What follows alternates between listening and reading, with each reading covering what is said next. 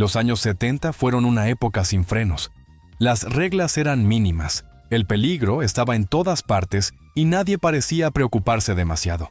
Lo que hoy sería escandaloso, en aquel entonces era solo parte de la rutina. Hoy vas a ver 10 cosas que en los 70 eran completamente normales y que ahora serían ilegales. Algunas te van a parecer ridículas, otras te van a dejar con la boca abierta.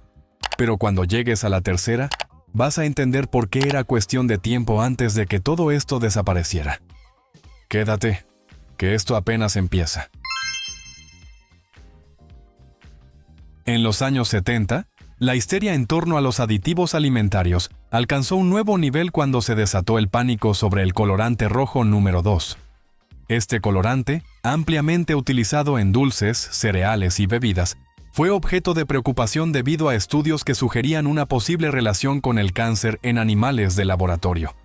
La controversia fue suficiente para que la Administración de Alimentos y Medicamentos de Estados Unidos, llamada FDA, tomara cartas en el asunto y prohibiera su uso en 1976.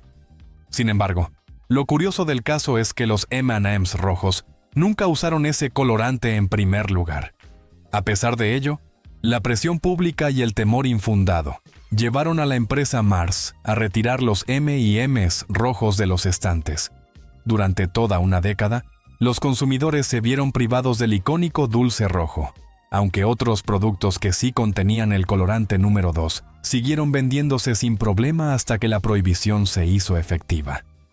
Los M&M's rojos regresaron en 1987, esta vez usando otros colorantes seguros, pero el incidente dejó en evidencia cómo la percepción pública puede influir en las decisiones de las grandes compañías, incluso cuando la evidencia científica no respalda del todo las preocupaciones. Este caso no solo marcó la historia de los dulces, sino que también reflejó la creciente desconfianza en los aditivos alimentarios y la influencia de la opinión pública en la industria. Hoy en día parece impensable, pero hubo una época en la que los niños podían entrar a una tienda y comprar cigarrillos sin que nadie hiciera preguntas. En los años 70, era completamente normal que un niño de 10 o 12 años fuera a la tienda con una nota escrita por sus padres pidiendo un paquete de cigarrillos. En muchos casos, ni siquiera necesitaban la nota. Los vendedores simplemente asumían que el tabaco era para los adultos de la casa. Además, las máquinas expendedoras de cigarrillos estaban por todas partes. Se podían encontrar en restaurantes, boliches, estaciones de servicio e incluso en algunos supermercados. No había controles de edad, por lo que cualquier niño con suficiente dinero podía comprar un paquete sin problemas. El tabaquismo estaba tan normalizado que ver a un adolescente fumando en público no llamaba demasiado la atención. De hecho, en muchas películas y programas de televisión de la época, los personajes jóvenes fumaban sin que se viera como algo escandaloso. Fue recién en los años 90 cuando las regulaciones empezaron a endurecerse. Se establecieron límites de edad para la compra de cigarrillos. Las máquinas expendedoras comenzaron a desaparecer y la sociedad en general tomó conciencia de los riesgos del tabaquismo en la juventud. Hoy, la idea de que un niño pueda comprar cigarrillos sin restricciones es completamente absurda, pero en los años 70 era solo parte de la rutina diaria. Pero si crees que esto ya es una locura, espera a ver lo que sigue, porque no solo era normal que los niños compraran cigarrillos para sus padres, sino que también tenían sus propias versiones en forma de dulce. En los años 70, no era suficiente con que los adultos fumaran en todos lados. También había que asegurarse de que los niños se fueran familiarizando con el hábito desde pequeños. Para eso existían los cigarrillos de dulce, que eran prácticamente idénticos a los de verdad. Estos dulces solían venir en cajetillas muy parecidas a las de los cigarrillos reales, con marcas y diseños que imitaban los empaques de tabaco. Algunos incluso estaban cubiertos de un polvo de azúcar que, al soplar, creaba un efecto de humo falso. Para un niño, era como sentirse un adulto de verdad. En aquel entonces, esto no se veía como algo problemático. Para muchos, era solo otro tipo de dulce, sin pensar en la influencia que podía tener en los niños al asociar el acto de fumar con algo divertido e inofensivo. No fue hasta los años 80 y 90 cuando Zembade empezó a cuestionar seriamente si estos dulces estaban fomentando el tabaquismo infantil. Con el tiempo, las regulaciones hicieron que desaparecieran o, en algunos casos, se rediseñaran para que ya no parecieran cigarrillos reales. Y si crees que eso fue todo sobre fumar, prepárate, porque más adelante te contaré los otros lugares insólitos donde se podía encender un cigarro sin que nadie levantara una ceja, y que hoy serían impensables.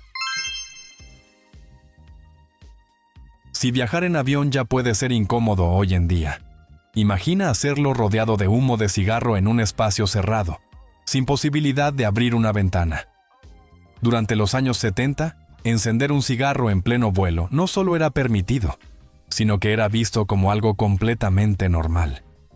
Había ceniceros en cada asiento, las aerolíneas repartían fósforos gratis con su logo impreso, y nadie parecía preocuparse demasiado por el olor a tabaco que impregnaba cada rincón de la cabina. En teoría, existían secciones de fumadores y secciones de no fumadores, pero eso era un chiste. El humo no respetaba límites. Flotaba libremente por el avión, invadiendo los pulmones de todos los pasajeros, sin importar en qué parte estuvieran sentados. Si alguien se quejaba, la única respuesta era un encogimiento de hombros. Si no le gusta, cámbiese de asiento. Pero claro, eso no servía de nada. Para las azafatas, era una tortura diaria. Tenían que moverse entre columnas de humo mientras servían bebidas y comida. Terminaban cada vuelo apestando a cigarro y algunas desarrollaron problemas respiratorios por la exposición constante. Y ni hablar de los pasajeros que no fumaban. No importaba si te tocaba un asiento en la sección de no fumadores, igual terminabas respirando nicotina durante horas. La resistencia a prohibir el tabaco en los aviones fue enorme. Las aerolíneas argumentaban que los pasajeros no aceptarían la restricción, y las tabacaleras, por supuesto, hicieron todo lo posible por evitarlo. Pero la evidencia científica sobre los daños del humo de segunda mano comenzó a acumularse y la presión pública fue creciendo. Si eras niño en los años 70, probablemente recuerdes que los juguetes no eran exactamente seguros. No había tantas regulaciones.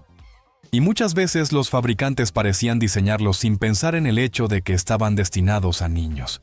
Algunos eran verdaderas armas disfrazadas de entretenimiento, hechos de metal pesado con bordes afilados y piezas que podían convertirse en proyectiles en cualquier momento. Uno de los casos más famosos fue el de los juguetes con plomo, especialmente los cochecitos de metal y los soldados de juguete. El problema no era solo que eran duros como rocas y podían hacer daño si alguien los arrojaba, lo cual, siendo niños, era inevitable, sino que además estaban pintados con pintura con plomo. Muchos niños pequeños, en su instinto natural de morder y chupar todo lo que se encontraban, terminaban intoxicados sin siquiera saberlo. Otro caso eran los juguetes con resortes de alta tensión. Uno de los ejemplos más peligrosos fueron los cohetes y pistolas de dardos de metal, que en teoría eran seguros, pero en la práctica podían disparar proyectiles con suficiente fuerza como para causar heridas graves. Hubo reportes de niños que terminaron con ojos lesionados por estos juguetes, y no podemos olvidar las espadas de metal, que eran réplicas en miniatura, pero lo suficientemente resistentes como para partir cabezas. En una época donde la supervisión parental era mínima, las peleas entre hermanos con estos juguetes terminaban con moretones y visitas a la sala de emergencias. Si creciste en los años 70, seguro recuerdas los clackers, 2 bolas de acrílico sujetas por una cuerda que, al hacer un movimiento rápido con la mano, chocaban entre sí produciendo un fuerte clac, clac. El objetivo era hacerlas chocar lo más rápido posible sin perder el control, algo que, en teoría, parecía inofensivo, hasta que el juguete te demostraba lo contrario.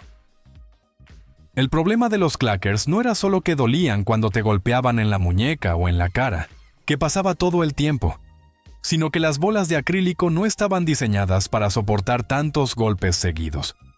Con el uso, se rajaban y de repente podían estallar en pedazos afilados que salían disparados en todas direcciones. Se reportaron casos de niños con cortes en la cara, heridas en los ojos e incluso fracturas en los dedos por el impacto. Pero como suele pasar, Mientras más peligroso era un juguete, más lo querían los niños. Aunque en varias escuelas intentaron prohibirlos, los clackers siguieron circulando de mano en mano. Algunos los escondían en sus mochilas, otros los usaban a escondidas en el recreo, y siempre había alguien que terminaba con un buen moretón como trofeo. Durante décadas, el plomo era el ingrediente estrella de muchas pinturas porque hacía que los colores fueran más vibrantes y duraderos. Lo que nadie se preguntó en ese entonces fue qué pasaba cuando el plomo empezaba a desprenderse en forma de polvo, y los niños pequeños lo inhalaban, o peor aún, lo ingerían.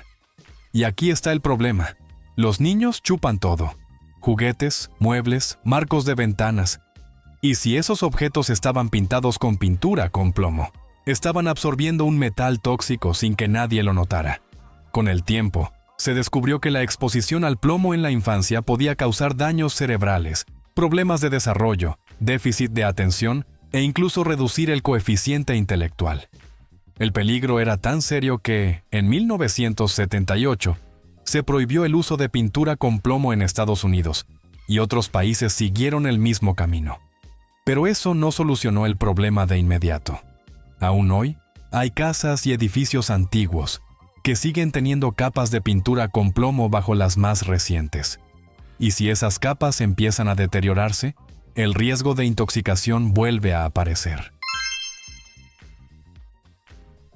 En los años 70, una de las mayores preocupaciones era la seguridad contra incendios. Como medida preventiva, se comenzaron a agregar retardantes de fuego en la ropa, especialmente en la de niños y bebés.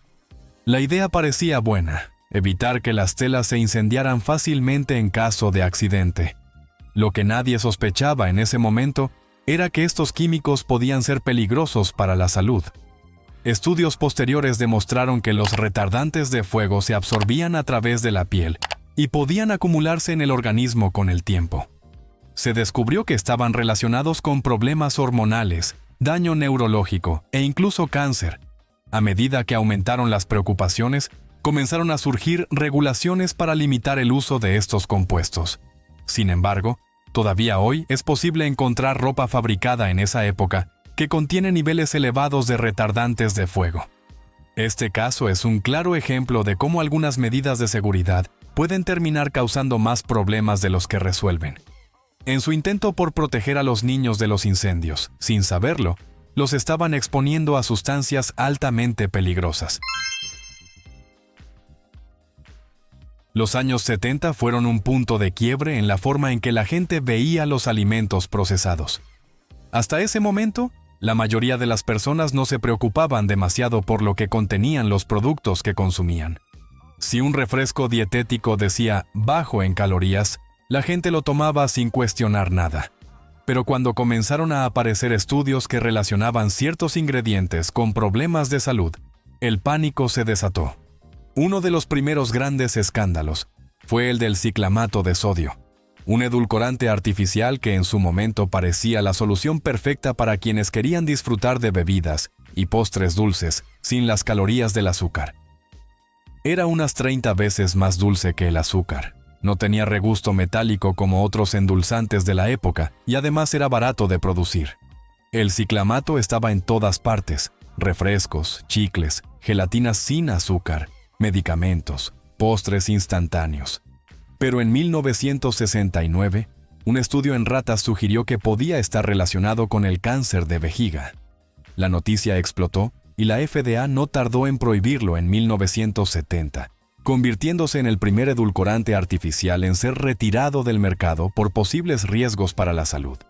Lo curioso es que otros países no vieron la misma amenaza. Mientras que en Estados Unidos el ciclamato desapareció, en lugares como Canadá, México y muchos países europeos siguió utilizándose sin problemas. A lo largo de los años se hicieron más estudios y muchos científicos cuestionaron si la prohibición era realmente necesaria. De hecho, nunca se encontró una relación definitiva entre el ciclamato y el cáncer en humanos, pero para entonces ya era tarde. El edulcorante había sido completamente desterrado del mercado estadounidense. Lo más irónico de todo es que el ciclamato fue reemplazado por la sacarina otro edulcorante artificial que después también fue acusado de ser cancerígeno. En los años 90, la sacarina tuvo su propio escándalo cuando algunos estudios en animales la vincularon con tumores. Durante un tiempo, los productos que la contenían venían con una advertencia en la etiqueta, alertando sobre su posible riesgo para la salud.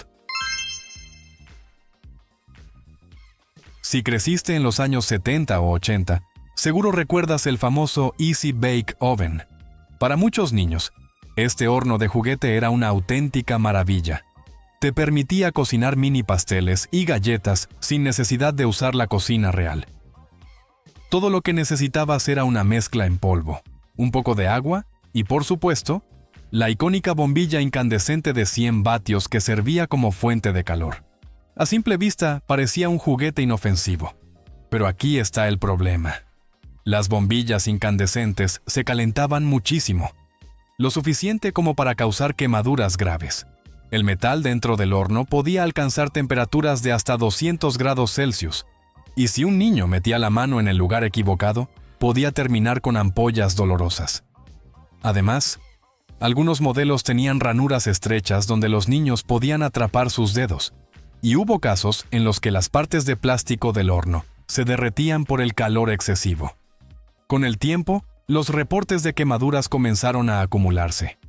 En 2006, Hasbro tuvo que retirar más de 1 millón de unidades después de que se reportaran decenas de niños con quemaduras en las manos, algunos de ellos de gravedad. Sin embargo, a pesar de los problemas de seguridad, el Easy Bake Oven nunca desapareció por completo. Fue rediseñado varias veces, eliminando la bombilla incandescente y reemplazándola por un sistema de calentamiento mucho más seguro. Pero quienes tuvieron la versión original saben que, a pesar del riesgo, había algo especial en ver esos pequeños pasteles dorarse bajo la luz de una bombilla. Tal vez no era el método más seguro, pero en aquellos años, la seguridad infantil no era la prioridad número 1. Si te quemabas un poco, aprendías la lección y seguías adelante. Los años 70 fueron una época en la que la seguridad era más una sugerencia que una regla. La gente vivía sin tantas restricciones, sin tantas advertencias, pero también sin darse cuenta de los riesgos a los que se exponía todos los días.